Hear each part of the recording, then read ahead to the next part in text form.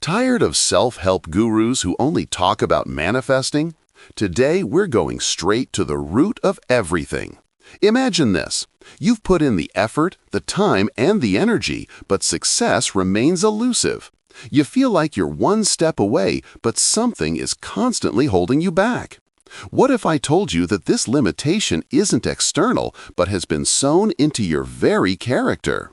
We've been led to believe that prosperity is a stroke of luck, but everything you know about productivity, habits, and mindset was born in a book from 1859. We are going to unravel the text that reformed the work ethic of a continent and became known as the Bible of Victorian liberalism, Self-Help by Samuel Smiles. Smiles doesn't give you tricks for how to get rich, but the immutable formula for who you have to be, what kind of character you must forge to deserve the success you seek. His principle is unchanging, direct, and powerful. Progress, happiness, and well-being depend exclusively on self-mastery. Prepare yourself, because through these 5 non-negotiable pillars, which are the complete roadmap for forging your character and your fortune, you will learn timeless lessons and life stories about men who failed dozens of times before changing the world. Are you ready to break free from the belief that your destiny is limiting you and start listening to the voice of your immense capacity for self-improvement? If this idea resonates with you, give me a like so this message reaches more souls, and share in the comments what has been the biggest internal obstacle you have managed to overcome with pure will. Let's start. Law number 1. The only real help: your destiny is 100% yours. The first step towards self-mastery is assuming radical responsibility. We have been programmed to believe that progress must come from external institutions, a political change, a generous boss, or a stroke of luck. But Smiles teaches us that the problem is not the system, it's our internal program of dependence. 95% of what you achieve is dictated by your own level of self-reliance. The real miracle is not external success, but the individual changing the limiting internal program of dependence. Now, let's delve into the slavery of dependence. The key is not to desire success, but the personal conviction that accompanies it. Your character doesn't understand complaints or empty promises. It only understands action and sustained effort. Smiles is clear. The greatest help you will ever receive is always the help that comes from yourself. Any law or institution can only be as effective as the individual who takes advantage of it. If your vital energy is focused on waiting for others to solve your problems, you are giving up your most fundamental power. This dependence prevents us from experiencing the law of free action. Smiles teaches us that progress is founded precisely on this action. When a man develops his faculties, he becomes a productive force that naturally influences his environment. In contrast, when the individual gets accustomed to being assisted and maintained, his character weakens.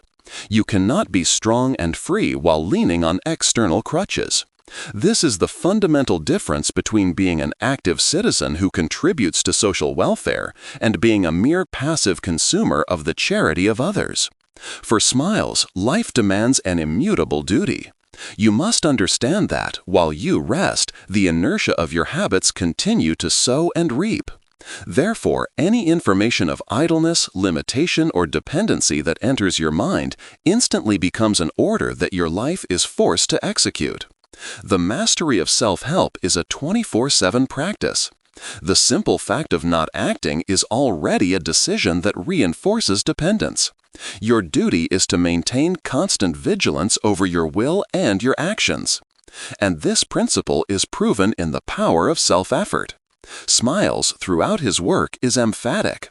The most enslaved man is the one who does not govern himself.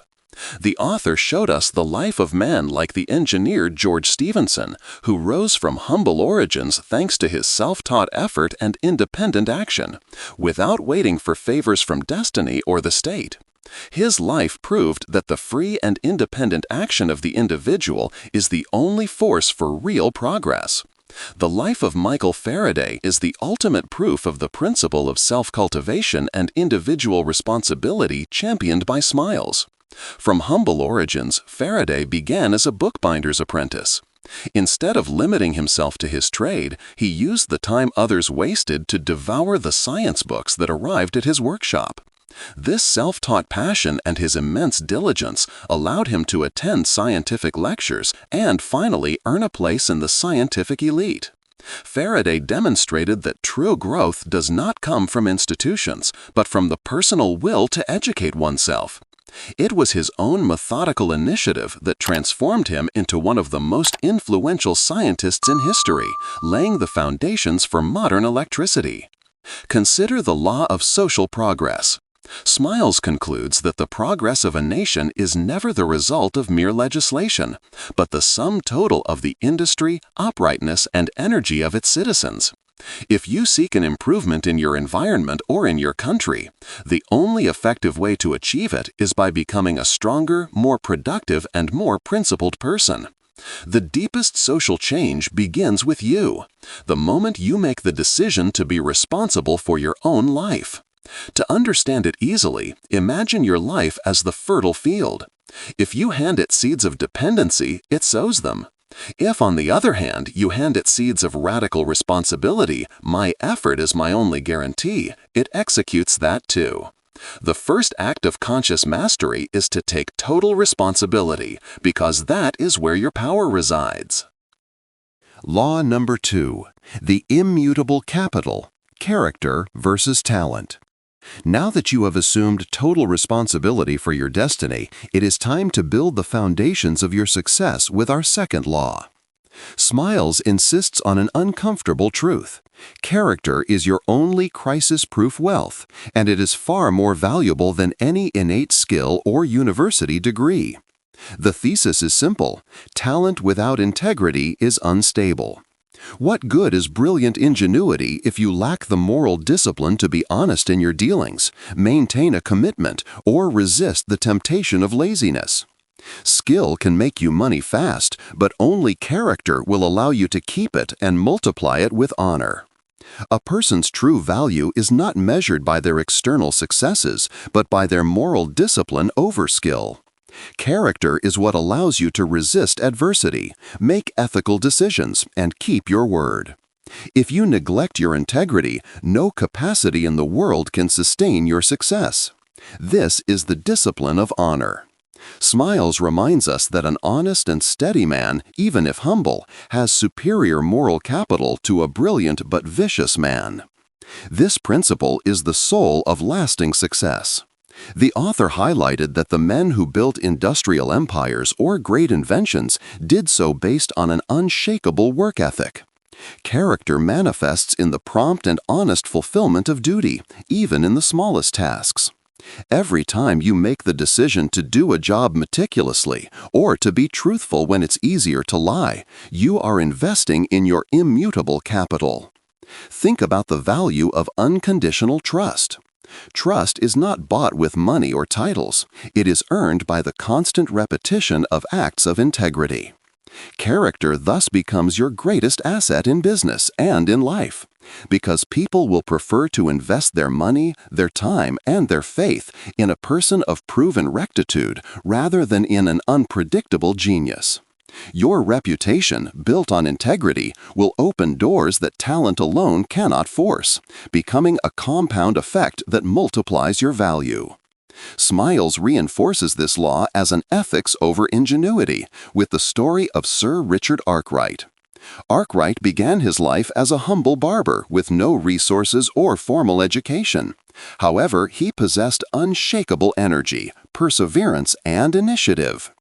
Observing the failures in cotton spinning, he applied his practical ingenuity to invent the water frame.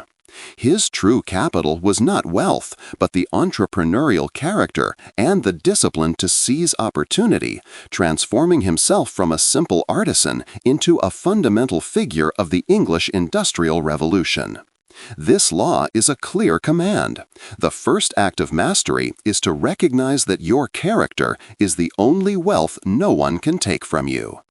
Before moving on to our third law, stop and reflect. If you had to choose one virtue to strengthen your character, honesty, constancy, or loyalty, which would it be? Comment below which virtue you would choose to invest in your immutable capital this week. After assuming total responsibility for your destiny and investing in the immutable capital of your character, we arrive at the third law, the power of constancy, or failure as a teacher. Smiles destroys the romantic idea of the genius who triumphs overnight. He teaches us that perseverance is the greatest force in human nature, one that systematically defeats inconsistent talent. Excellence is not a stroke of luck, but the result of daily diligence. When most people give up after the first setback, the person who lives under this law uses failure not as an endpoint, but as a discipline and a tool for refinement. Every mistake you correct, every obstacle you overcome, is a direct investment in your future. The author reveals to us that constancy and patience are, in reality, forms of repressed energy that are released at the right moment. What appears to be slow progress is, in fact, an unstoppable force. The immutable discipline of perseverance means you refuse to be a victim of your setbacks. Instead of blaming luck, you analyze the lesson. This resolved persistence is the engine that puts your character, law number 2, into action, day after day, despite the monotony or difficulty of the task. Patience and constancy resolve more than the impetus of a brilliant but fleeting idea. For Smiles, the history of progress is the history of tenacity over genius. Look around you. The great inventions and discoveries that defined the modern world were not made by men who waited for inspiration, but by those who worked methodically, often in secret, through an endless series of errors. Progress demands the resolution to continue when logic and everyone around you says to stop. This law is proof that there are no shortcuts to worthwhile success. Smiles argues that methodical constancy is in itself a higher form of genius. In fact, perseverance is the multiplier of talent. Talent without perseverance quickly fades, but even a modest intelligence, applied with resolution and without rest, can achieve feats that lazy genius will never reach. The iron will to keep trying, to readjust the course, and to tolerate the discomfort of repetition is the true multiplier that converts effort into mastery. Never underestimate the accumulation of small but constant efforts. And this principle is proven in the epic sacrifice of perseverance. The story of the French potter Bernard Palissy is the ultimate example that Samuel Smiles exalts.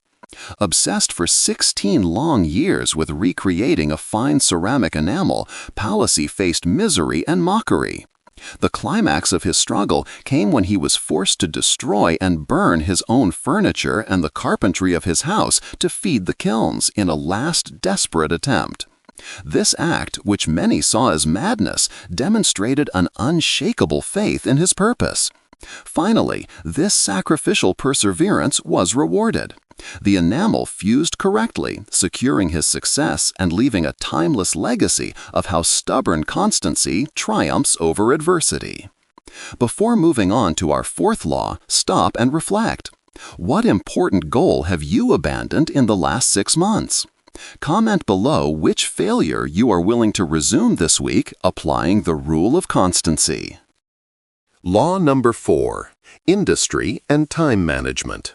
We have forged the character, law number 2, and cultivated constancy, law number 3. Now we need the vehicle for these virtues to operate, industry and time management. Smiles defines industry not as being busy, but as the conscious and methodical use of time. Time, for the author, is the most precious form of capital given to man, but it is also the capital that is most squandered. If law number 1 taught us not to depend on others, this law teaches us not to waste our own potential. Idleness, procrastination, and lack of method are not minor faults. They are leaks that prevent your effort from accumulating. True progress is achieved through constant diligence and the habit of seizing every moment that others let slip away. Smiles' principle is the economy of time. You must treat your hours and minutes with the same seriousness you treat your money. The person who mismanages their time is the person who complains about the lack of opportunities. Industry, combined with order, is the force that transforms mere activity into real productivity. This law demands that you be a vigilant manager of your days. Each morning, you must have a clear awareness of your tasks and a firm purpose to execute them, because the time that leaves never returns. It is the only commodity that cannot be bought or recovered. This rigorous management of time is, at its core, a conquest of the will over comfort and fatigue. Smiles gives us legendary examples of this relentless discipline, seeking to reinforce the learning that willpower overcomes circumstance. First, consider the life of Josiah Wedgwood. His illness and the subsequent amputation of a leg only served to focus his energy. He demonstrated constant diligence not only in physical work, but also in design and management. He was obsessed with experimentation, tirelessly testing thousands of ceramic mixtures to create the famous queensware. Wedgwood understood that time had to be consciously employed in the pursuit of excellence, thus elevating his humble craft to the category of world-renowned art and industry. Then we have the rise of Lord Eldon, from being the son of a modest merchant to becoming the Lord Chancellor of England, an example of the conquest of the will over sleep. Eldon forced himself to get up at 4 in the morning to study law.